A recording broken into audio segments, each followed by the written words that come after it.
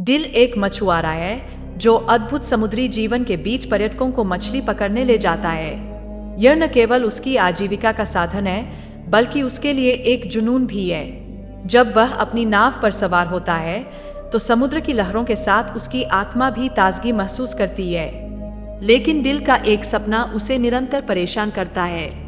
उसने एक विशेष मछली, जिसका नाम उसने न्याय रखा है, को पकड़ने का संकल्प लिया है। यह जिद उसकी जिंदगी को कई असामान्य रुखों में मोड़ देती है और उसे कई समस्याओं का सामना करना पड़ता है। इसी बीच डिल का व्यक्तिगत जीवन भी जटिलताओं से भरा है। उसकी पूर्व पत्नी करिन अचानक उसकी जिंदगी में वापस लौट आती है, जिससे पुराने दर्द और अतीत की यादें ताज़ा हो जाती है। यह स्थिति उसके निर्णयों पर भी गहरा असर डालती है। कभी कभी तो उसे खुद पर भी भरोसा नहीं रहता। करिन ने डिल से मदद मांगी है, लेकिन डिल हत्या जैसे गंभीर अपराध में शामिल होने से मना कर देता है। उसकी सोच में केवल पैट्रिक की भलाई का विचार होता है, लेकिन करिन के लिए स्थिति और भी जटिल होती जा रही है और वह इससे निकलने का रास्ता खोजने की कोशिश कर रही है।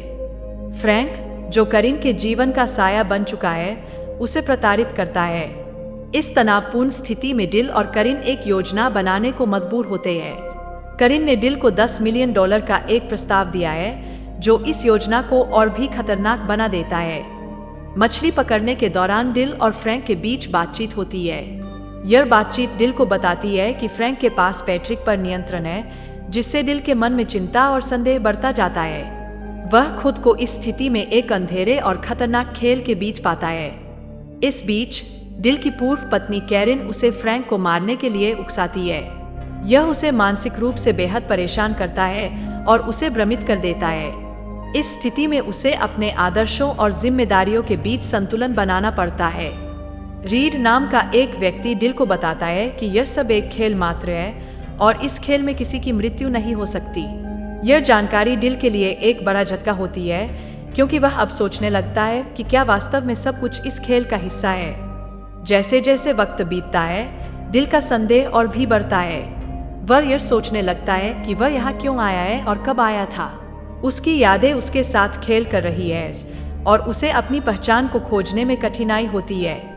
पैट्रिक द्वारा अपने पिता के लिए किए गए कार्यों की गहराई में जाकर हम देखते हैं कि उसका मन भी आपसी संघर्ष से भरा हुआ है।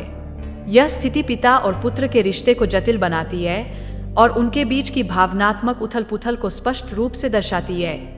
कहानी में खेल के माध्यम से पिता और पुत्र के रिश्ते की जटिलताओं को शानदार तरीके से पेश किया गया है। यह हमें दिखाता है कि कैसे एक बेटे का अपने पिता के प्रति प्यार और उसकी अनुपस्थिति उसके जीवन के हर पहलू को प्रभावित करती है। आखिरकार यह कहानी हमें यह सोचने पर मजबूर करती है कि पारिवारिक रिश्ते, प्यार और संघर्ष हमें किस तरह से प्रभावित करते हैं और कैसे हम अपने अतीत से सीख लेकर आगे बढ़ सकते हैं। इस जटिल मनोवैज्ञानिक सफर में डिल की कहानी एक गहरी चिंतन का विषय बन जाती है।